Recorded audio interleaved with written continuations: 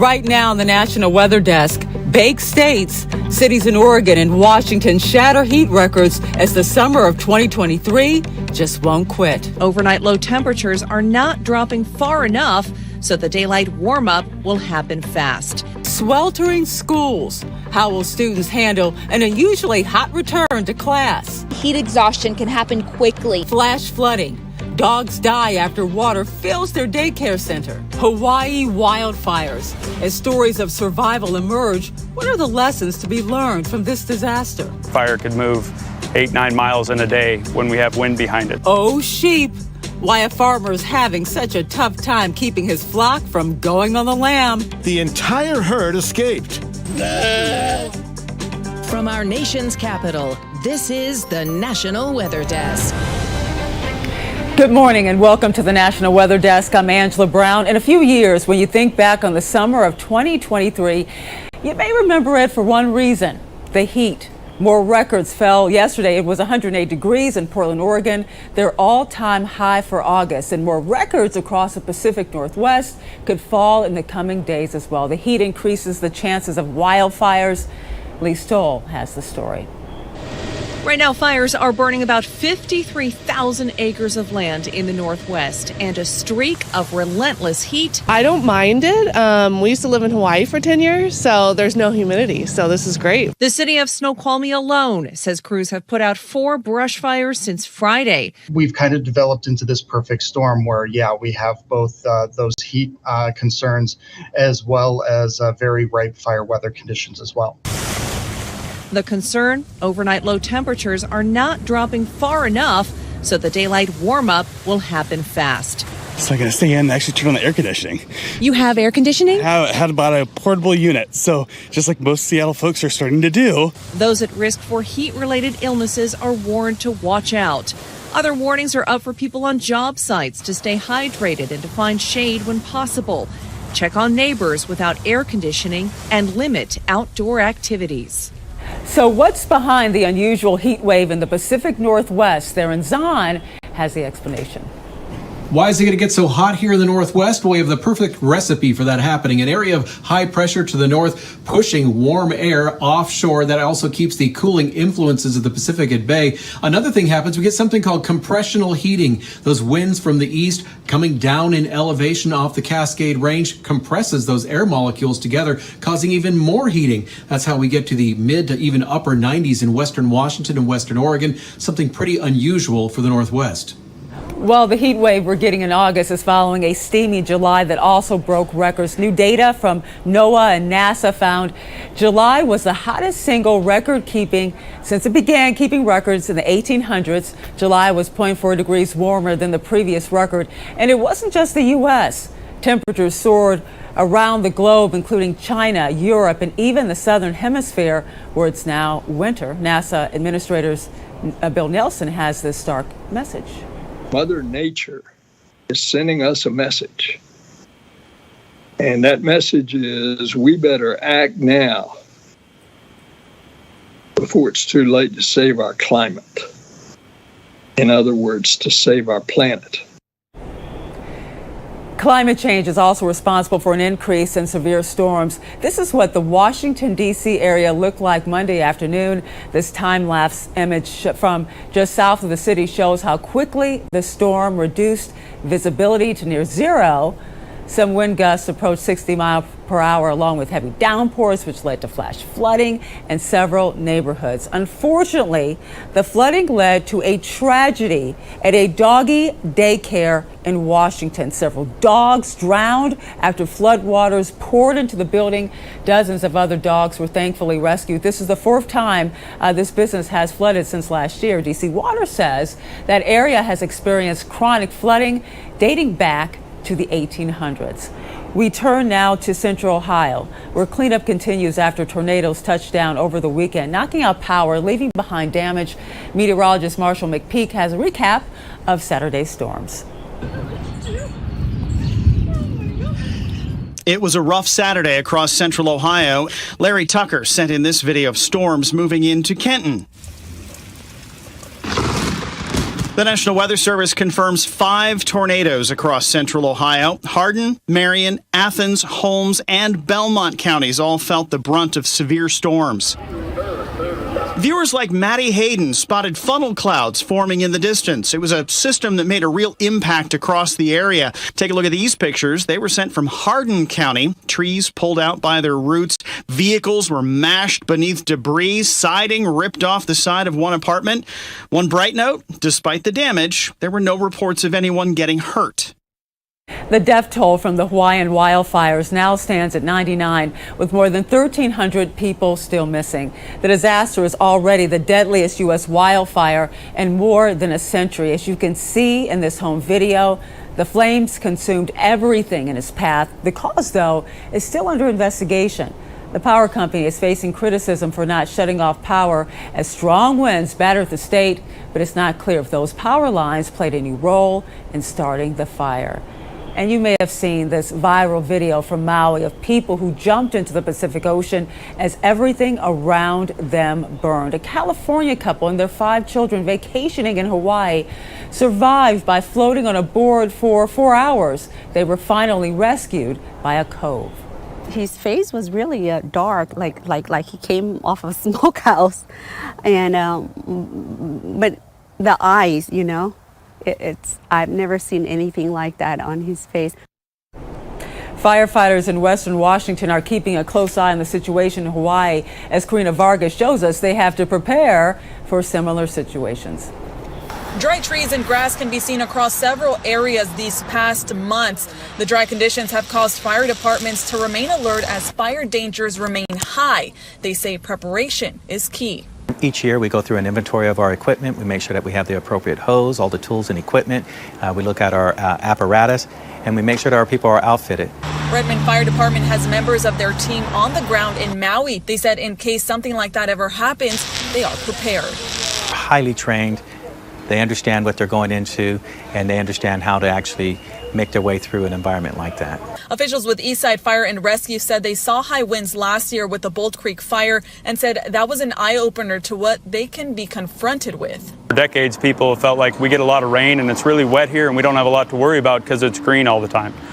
We saw last year that fire could move 8-9 miles in a day when we have wind behind it. Fire officials say to prevent wildfire impacts, it's important to clear dead vegetation out of their homes or trees that have dried out, especially when the heat and winds pick up. Firefighters work through simulations to prepare for wildfires like the sourdough wildfire that's burning in the North Cascades. And we went through a large-scale event that would start on I-90 and then push into communities and how we would deal with infrastructure, getting people out, evacuation, and what that looks like with our roads. Fire officials say it's important to have an evacuation plan in place in case vegetation like this catches fire. People in Western Oregon are preparing to evacuate as wildfires burn out of control. As of this morning, one of the largest near Eugene is 0% contained. 3 years ago, fires in the region burned more than 1 million acres, forcing tens of thousands from their homes.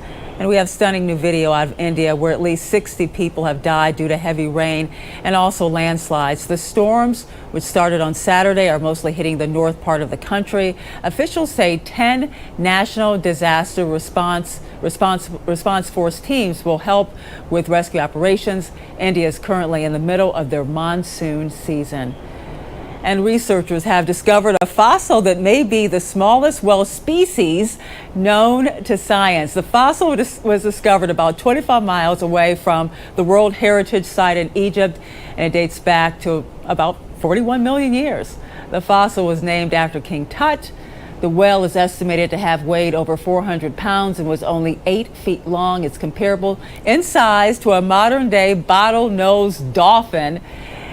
And fossils were also recently discovered in North Carolina, specifically a fossilized beach. Remarkably, low tide revealed the fossilized area near 2nd Avenue Pier in Myrtle Beach. The rocks and shells are tens of thousands of years old and relatively common along the coast, but are typically covered by water or sand. Increasing water levels and temperatures are causing the rocks to rapidly erode. And coming up on the National Weather Desk, it's been a summer of wild weather We'll find out why the jet stream is playing a major role in its back to school season. We'll find out how officials are keeping kids safe in hot weather.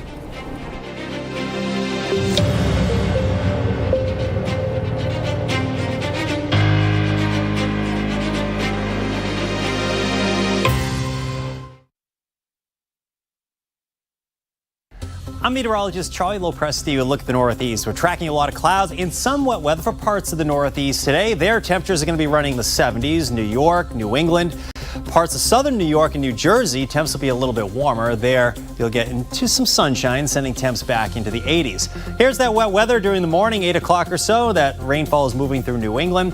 Notice we're brighter already through Pennsylvania, New York, and New Jersey here. The afternoon will feature mainly cloudy skies in the Northeast and seasonably cool temps. I'm meteorologist Jasmine Lomax with a look at the Mid-Atlantic region. Parts of the region, especially closer to New England, will start with rain and storms. But notice as we head into the afternoon, we'll have the chance for some showers and storms. These could be strong, even severe, as a cold front moves toward the Atlantic. Then as we move forward into Wednesday, we're looking at a much nicer and drier day. This afternoon, temperatures reach the 60s, 70s, and the 80s. Then overnight, we fall to the 50s, 60s, and 70s. I'm meteorologist Vitas Reed. Here's a look at your southeast forecast highs for the day. We're looking at 93 in Charleston, 97 in Raleigh, making about 97 degrees. Jacksonville, 95, 98 in Mobile. You'll look at those 80s up towards Nashville. There's a cold front that's going to be pushing through parts of the Tennessee Valley. That's going to cool things down just a tad bit, a little drier air behind this front. We'll fire off some showers and thunderstorms ahead of it. So through the Carolinas, the 95 corridor, and down over Florida, expect to see afternoon, evening thunderstorms.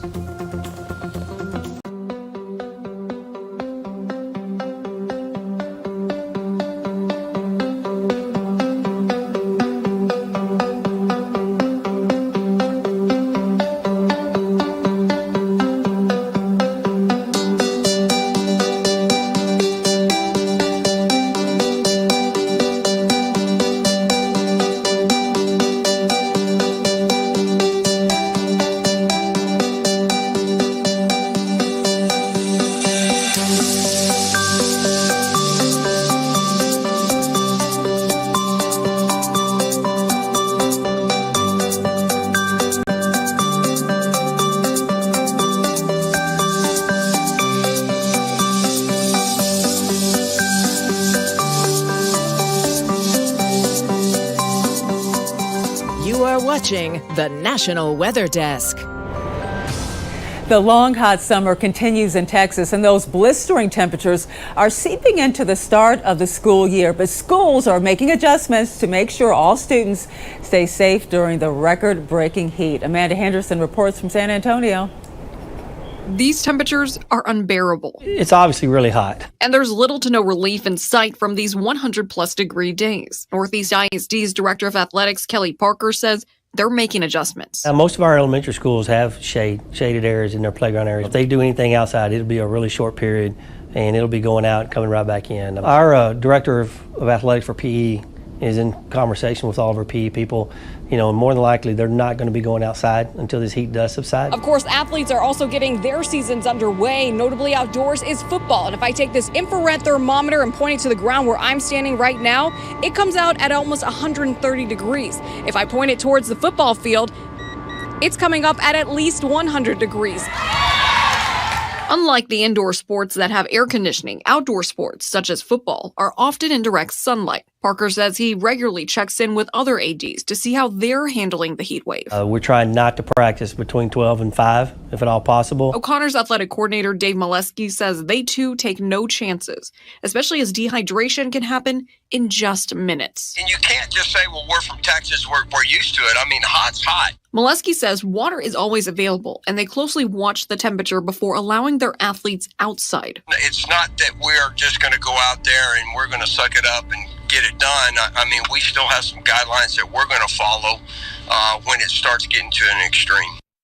In other parts of the country, it's not heat, but sheep causing a problem. One farmer has 91 sheep that keep escaping his fields, causing issues for his neighbors. As it turns out, it only takes one sheep to find an escape, and the rest will apparently just follow. Brad Rogers has that story. Dozens of sheep staged the early morning breakout in Gardner. Like 6 in the morning, you'd think they'd give me a little more time to get up. Christian Holbrook of nearby Oakland's farm blames the escape on one sheep who showed the others how to get past this electrified fence by crawling under it. Mo goes out and everyone says, hey, if he can do it, we can do it. All of a sudden they started coming up the driveway. They went around the house numerous times. I had to get to work. So what can you do about it? There were 91 of them. That's right. The entire herd escaped. All 91 of them. They were all over here. You know, the black, the whites, the browns, they were all just right here. They were happy as can be. Ashley Lavoie lives next door and took video of the escapees. Wow. They were eating the grass and the trees, drinking some water out of that barrel. You know, just exploring, enjoying their freedom. As with any gang or posse or flock, there's always a ringleader, an instigator, a head honcho. In this case of the wandering sheep, that was Mo. So yes, Mo was the ringleader, and they were all seeming to just go where he kind of wanted to go. Fearing another escape, Mo was separated from the herd today, placed in solitary confinement. He's a repeat offender. We had the herd visit us last week, and one which definitely did not seem to be the ringleader was kind of following me around the yard. They'd like to break out, so it's not uncommon. Gardner police herded the sheep back home where they belong. They're tired of being in the same spot. I mean, there's plenty of grass out here, so I can't think there's any other reason. They're definitely getting fed. Boredom, as good a reason as any to go on the lam. Well, there's still plenty of summertime left to get out and enjoy the water. But in Maine, heavy rain this summer means the local rivers are deeper and faster than last summer. Asia Reed says visitors to the Saco River are urged to proceed with caution. We decided that even though the river's high, we're going to attempt to take our trek on down the Saco. Diana Low-Miller and her family are here on Saco River for a 5-mile kayaking day trip. Her cousin Carrie Lynn Mark has kayaked on this river for decades. I've come here since I was little. I don't think I've ever seen it this high. That's because of all of the rain this summer. Freiburg Police Chief Aaron Mick says this time last year, the river was only around ankle deep due to the drought. This year, it's halfway to the flooding stage of 9 feet. Understand that, the water may not look really bad on the surface. Your undercurrent is very quick, very forceful. If you're not prepared, you can very easily be swept away if you're not a good swimmer. Kristen Corrigan lives nearby and is here with her dog Angel. She says she comes to this river every few days and often sees people unprepared for the conditions. People who are coming here to recreate and they're trying things for the first time, obviously they don't know the hazards, how to control their boat really well if you reach some rapids. Chief Mick says besides the quick-moving water, people should look out for debris. Rainstorms cause trees like this one to fall in and block parts of the river. People have gone out and capsized, not knowing what the conditions are once you're in the water. He says just last month, a family of 11 was rescued from this river due to the dangerous conditions. And more than a dozen people have been rescued along the Saco River in August alone. Anything can happen at any moment, and you better be ready to rescue yourself or others. In the spirit of children heading back to school this month, Emily Gracie brought in a young weather enthusiast to help interview some of our weather experts. 13-year-old Stella talked with Ed Piotrowski and Veronica Johnson about hurricanes, severe weather, and also careers in meteorology. One of my questions is, what's the difference between weather and climate? Weather is what you get. Climate is what you expect. And our climate is based on at least 30 years of averages, and we can kind of gauge whether things are getting warmer, colder, wetter, or drier over a long amount of time. So what is the coldest time of day and what is the warmest time of day? That's a good question. I'll start with that when it comes to the coldest. A lot of people think that the coldest part of the day is right at sunrise, right before it actually. In reality, the coldest part of the day could be up to an hour after the sun rises, and that's because up through that first hour, you're still losing a lot more heat from the ground than you're actually gaining from the sun because the sun is so low near the horizon. But as soon as you get about an hour in, the amount of solar energy coming in overpowers any cooling. So bottom line, the coolest part of the day is typically about anywhere from near sunrise to just an hour after that. There are fronts that can be so strong. You've got a 20 to 30 temperature drop that will happen. And that temperature drop the lowest temperature maybe behind the front can be lower sometimes than what your overnight low might be. What do you have to do to become a meteorologist? Well, you have to take atmospheric science courses, right? So I went to University of North Carolina at Asheville. My degree was in atmospheric science. Lots of chemistry, lots of physics, thermodynamics. Then I went on to work at a TV station to get some on-air experience. The challenges today, and probably over the last 10 years and even more over the last 5, is the demands on a meteorologist based on our changing climate, right? And that's happening in a lot of different fields, like in the medical field. So there are more demands on your time. It's not just an 8-hour day because weather happens all the time. Well, that's just a small portion of this week's brand new episode of Off the Radar. To hear more weather trivia from Ed and Veronica, download Off the Radar anywhere you listen to your podcasts. We'll be right back.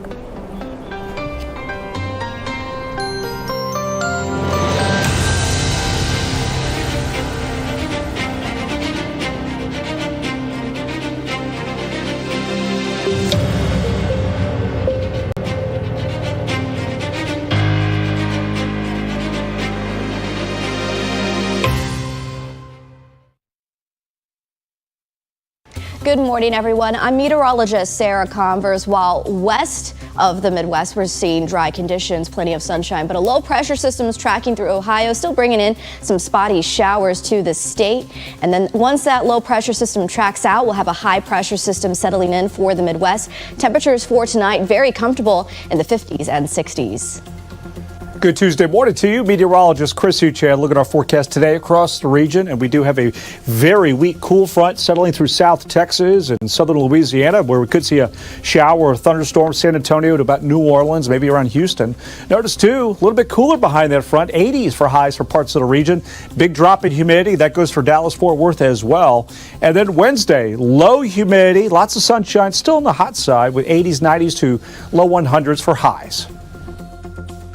Hi there and good Tuesday morning to everybody. I'm meteorologist Shannon O'Donnell. The heat that has been so firmly in place over Phoenix and Vegas through the course of the summer has pushed up into the Pacific Northwest. We had some record-breaking high temps on Monday. Today, Portland actually cools down to 103. Seattle at 93. You see the heat building toward Missoula, Spokane, and Boise as well. Next, weather maker, more monsoonal moisture with thunderstorms in the Four Corners. And that's the scene from here.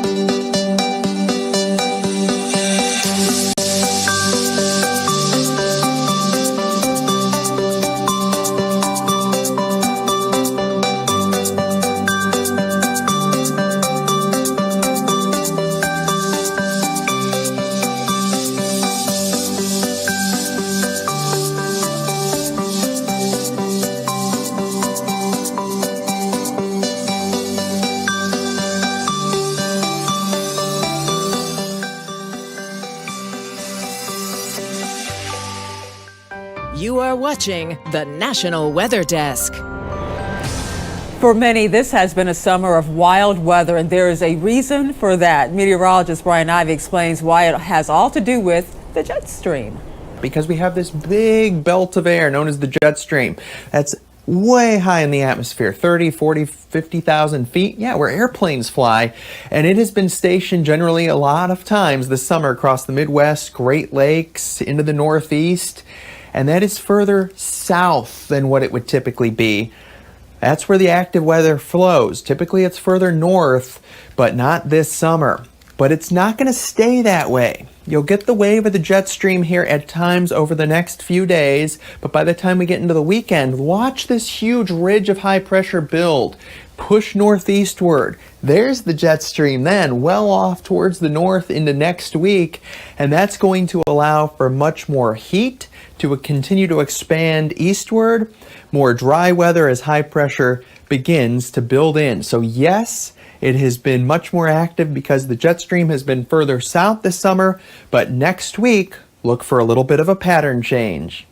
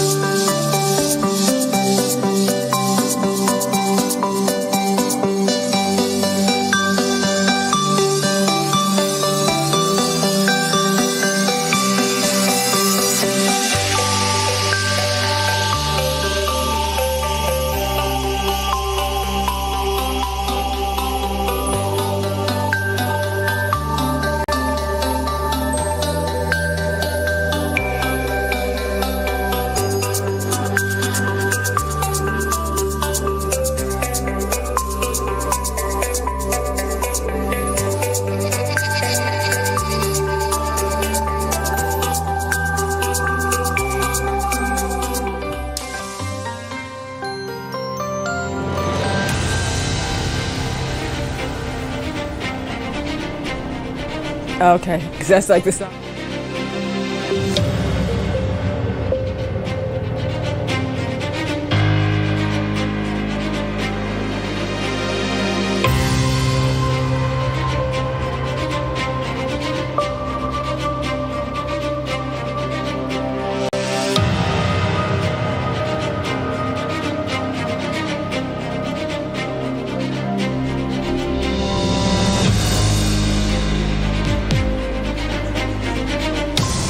Thank you so much for joining us. Tomorrow on the National Weather Desk, we'll look at how the invasive spotted lanternfly is spreading across the country. I'm Angela Brown. Make it a great Tuesday, and we'll see you right back here tomorrow.